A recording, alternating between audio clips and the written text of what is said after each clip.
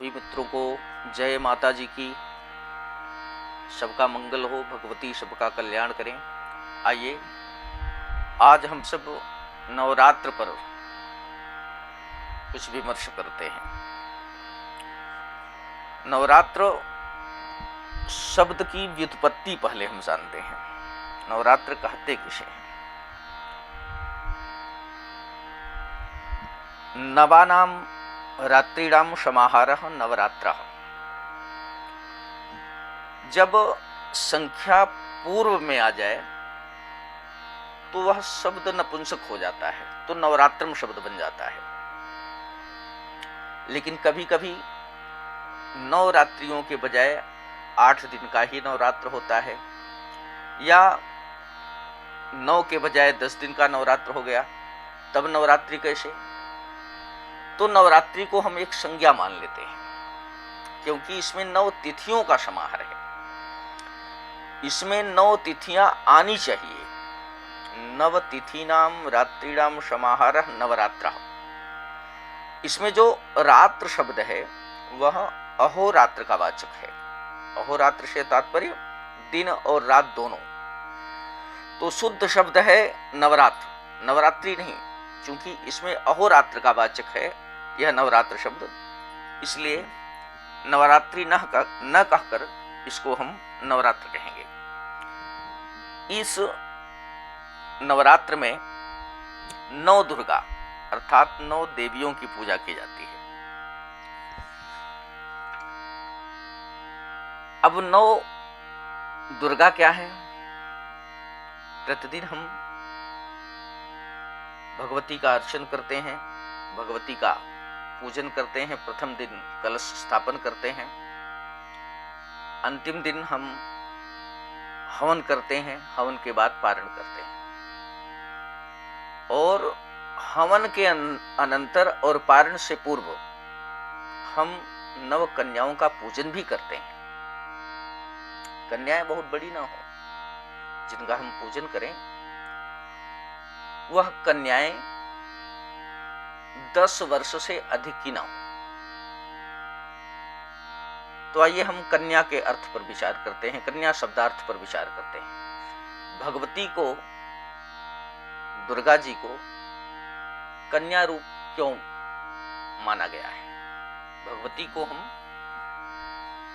कन्या रूप में देखते हैं। बड़ी महिलाओं को हम क्यों नहीं दुर्गा के रूप में देखते हैं? हम कन्या की ही पूजा क्यों करते हैं, बड़ी महिलाओं की पूजा क्यों नहीं करते? देखिए, उदासीनता युक्त आकर्षण कन्या का भाव है। कन्या का जो अर्थ है वह अज्ञात यौवना से है। कन्या में आकर्षण और ब्रह्मचर्य दोनों मौजूद होता है। अनुपम सौंदर्य होते हुए भी जिसको विषय का ज्ञान नहीं है, अर्थात जिनको विषय ने बिल्कुल स्पर्श ही नहीं किया है, उसका नाम है कन्या। कन्या का बाह्य लक्ष्य नहीं होता, वह भोग विलास क्या है नहीं जानती। काम, क्रोध, लोभ, मोह से परे होती है कन्या। ये कन्याएं प्रकृति के आयुध रूप हैं। प्रत्येक कन्या के साथ एक आयुध और उदासीनता युक्त आकर्षण विद्यमान होता है। भगवती दुर्गा से शुंभ निशुंभ ने कहा, देवी मुझसे विवाह कर लो। तो देवी जी ने क्या कहा? यो मांग जयति संग्रामे यो में दर्पं व्यपोहति। जो मुझे संग्राम में जीत लेगा और मेरे गर्भ का खंडन कर देगा, समय भर्ता भविष्यति, वही मेरा भर्तार अर्थात स्वामी होगा। भगवती अतुलनीय बल की स्वामिनी है, शक्ति स्वरूपा है। उन भगवती को आज तक कोई परास्त ही नहीं कर पाया। शुंभ निशुंभ महिषासुर आदि तो धूल में मिल गए, तो वह भगवती दुर्गा आज भी कन्या के रूप में ही है। इसीलिए हम आज भी भगवती को कन्या के ही रूप में पूजते हैं। अब कितने नवरात्र होते हैं इस पर चर्चा कर लेते हैं। एक संवत्सर में 4 नवरात्र होते हैं।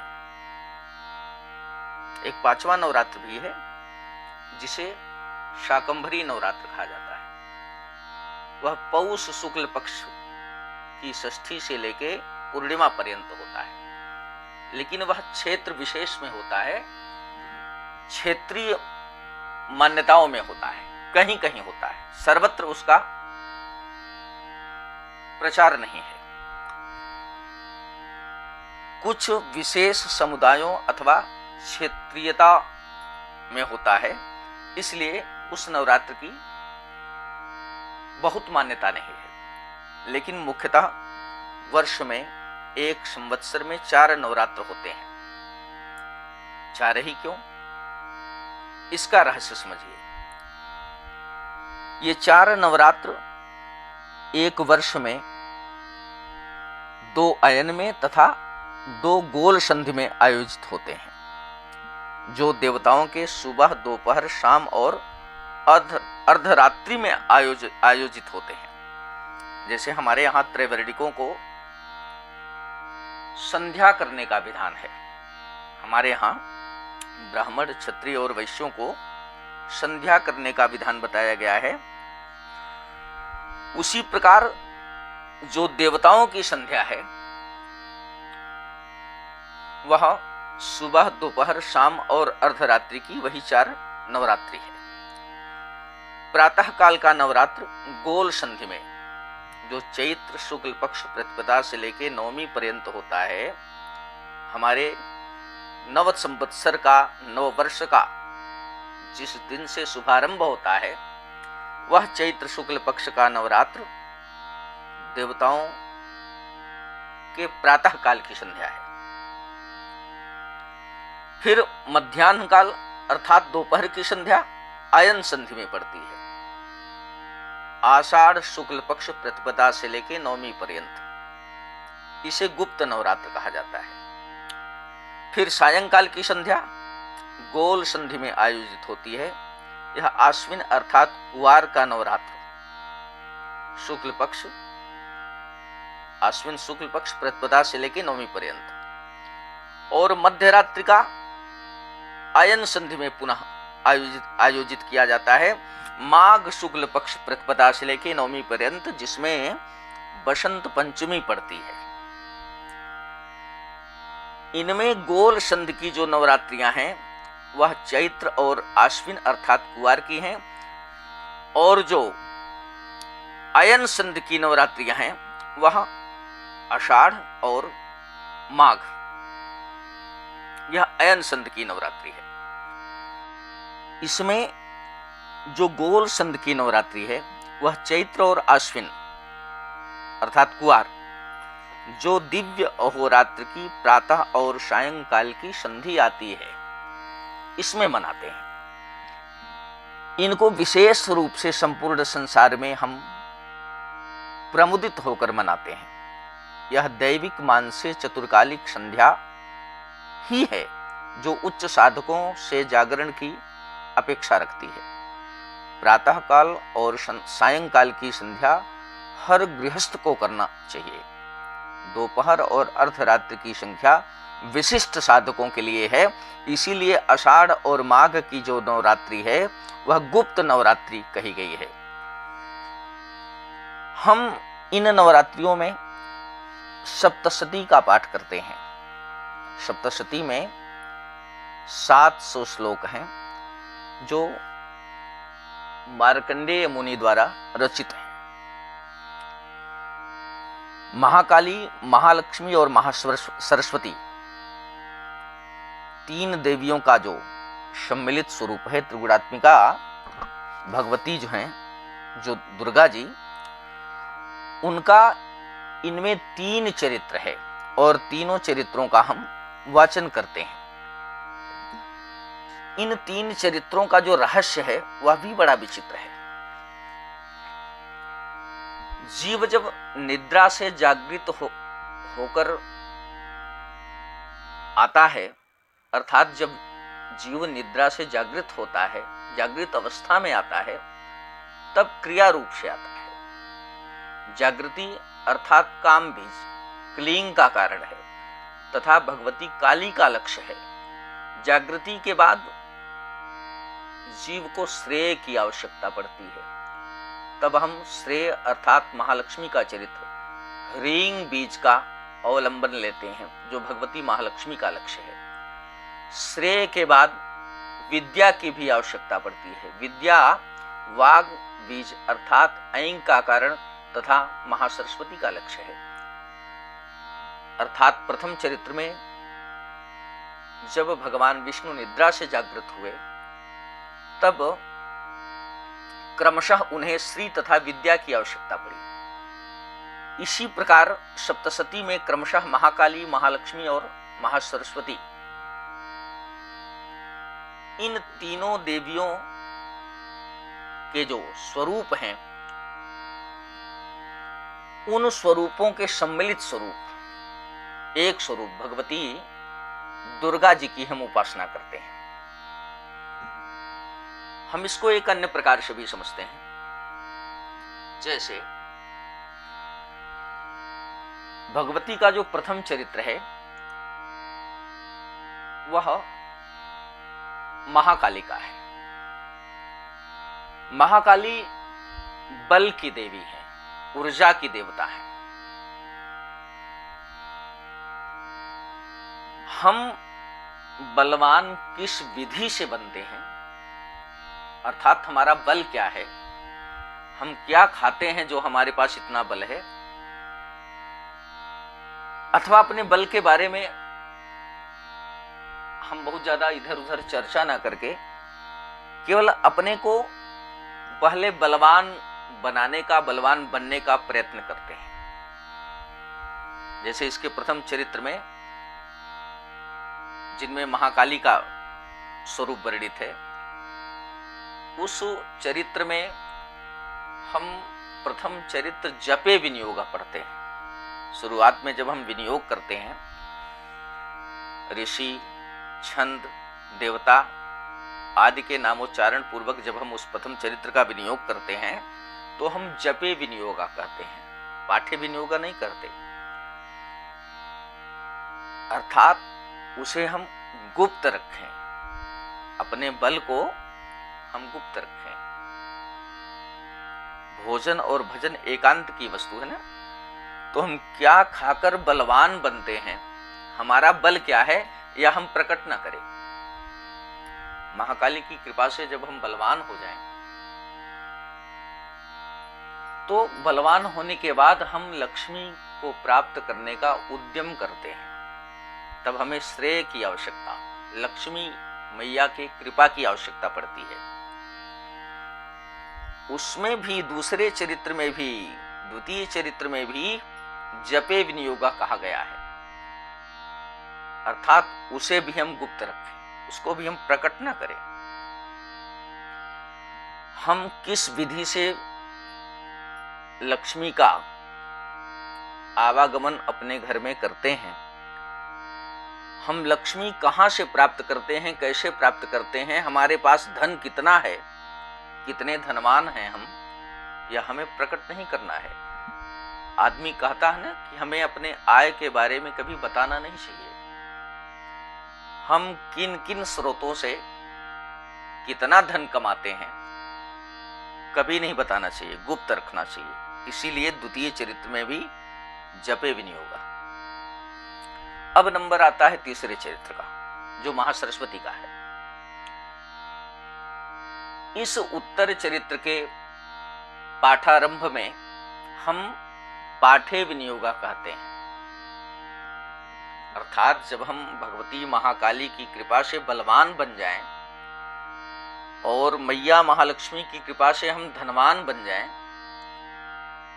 तो धनवान और बलवान होने के बाद हम अपने विवेक का उपयोग करें। अर्थात उस धन को और उस बल को हमें कहाँ सदुपयोग करना है, कहाँ दुरुपयोग करना है। हमारे बल का दुरुपयोग भी न होने पावे हमारा धन भी व्यर्थ में न चला जाए, इसलिए हमें मति की आवश्यकता पड़ती है। और मति की कारक भगवती महासरस्वती हैं। इसीलिए हम इस तृतीय चरित्र में पाठे विनियोगा कहते हैं। भगवती के तीनों चरित्रों के विनियोग का यह रहस्य है। भगवती की पूजा जब हम करें तो संपूर्ण समर्पण कर दे मां को। ददाति अर्थात हमारे पास जो कुछ भी है हम भगवती को अर्पित कर दें। देने के बाद प्रतिगृह्णाति, हमारे पास जो भी धन है, वैभव है, संपत्ति है, पत्नी है, पुत्र है, पति है, परिवार है, मकान है, दुकान है, प्रॉपर्टी है, सब हम भगवती को समर्पित कर दें। कीलक स्तोत्र में कहा गया है ददाति प्रतिगृह्णाति, भगवती को हम अपना सर्वस्व समर्पित कर दें। समर्पण के पश्चात हम भगवती से प्रसाद स्वरूप, चूंकि हम गृहस्थ जन हैं, हमें धन की आवश्यकता है, हमें मकान की आवश्यकता है, हमें बैलेंस की आवश्यकता है, हमें परिवार की आवश्यकता है, हमें अन्यान्य भौतिक संसाधनों की आवश्यकता है, तो हम भगवती से प्रसाद स्वरूप मांगे। नान्यथैषा प्रसिद्धि, इससे इतर जो हम पूजा करते हैं उस पूजा से भगवती प्रसन्न नहीं होती है। इत्थम रूपेण कीलेन महादेवेन कीलितम, भगवान शिव जी ने, आशुतोष मृत्युंजय भगवान ने सप्तशती के फल को कीलित इसलिए कर दिया कि सांसारिक जन अपने शक्ति का दुरुपयोग न करें। जो इस रहस्य को समझ लेता है, भगवती उनके ऊपर प्रसन्न हो जाती हैं और अपनी कृपा का वर्षण करती हैं। यही भगवती की पूजा का रहस्य है। अच्छा, हमें 9वें दिन पारण भी करना चाहिए। और एक बात पारण से पूर्व की बता दूं, जो साधक, जो व्यक्ति, जो गृहस्थ जन नवरात्र में संपूर्ण 9 दिन का व्रत न कर सके, वह प्रारंभ में अर्थात प्रतिपदा के दिन, परिवार के दिन, पहले दिन और अष्टमी के दिन व्रत कर सकते हैं। दूसरा विधान, केवल एकमात्र अष्टमी तिथि का व्रत करने से भी उन्हें संपूर्ण नवरात्र के व्रत का फल मिल जाता है। व्रत का तीसरा विधान, सप्तमी, अष्टमी और नवमी तिथि का जो व्रत कर लेता है उसे भी संपूर्ण नवरात्र के व्रत का फल मिल जाता है। हम नवरात्र में परंपरा अनुसार व्रतादि करें, लेकिन 9वें दिन व्रत का पारण अवश्य कर लें। 10वें दिन पारण का निषेध किया गया है। दुर्गोत्सवे स्मृतम देव उपवासस्य सप्तकम, अष्टमे दिवसे होमस्ततः किंचित् भक्षयेत्। जो मोहात् पारणम कुर्यात् 10वें दिवसे विभो, ततराष्ट्रम नाशमायाति दुर्भिक्षादि भवेद ही। यदि दिन की वृद्धि हो जाए तो भी हमें पारण में वृद्धि कदापि नहीं करना चाहिए। और वैसे भी हमारे यहाँ शाश्वत सिद्धांत है, हमारा शास्त्रीय आदेश है, तिथ्यन्ते उत्सवान्ते च व्रती कुर्वीत पारणम। जब हम 9वीं का होमादि कृत्य संपादित कर लें, कन्याओं को भोजन करा लें, तो 9वीं के अंतिम चरण में अथवा 10वीं के प्रथम चरण में पारण अवश्य कर लें। पारण में वृद्धि नहीं करनी चाहिए, पारण नियम पूर्वक होना चाहिए। 10वें दिन तो पारण का बिल्कुल भी निषेध है। तो आप समस्त सुधी भक्तजनों से, शक्ति के उपासकों से, माताओं बहनों से, सज्जनों से हम यही कहना चाहते हैं कि वह पारण करने में भी परंपरा का पालन करते हुए प्रयास करें। 9वीं के अंतिम चरण में अथवा 10वीं के प्रथम चरण में पारण अवश्य कर लें, तभी हमें नवरात्र व्रत का फल प्राप्त होगा। पारण भी उसी व्रत का एक अंग है, इसलिए पारण भी हम शास्त्रादेश जो हो वैसा ही करें।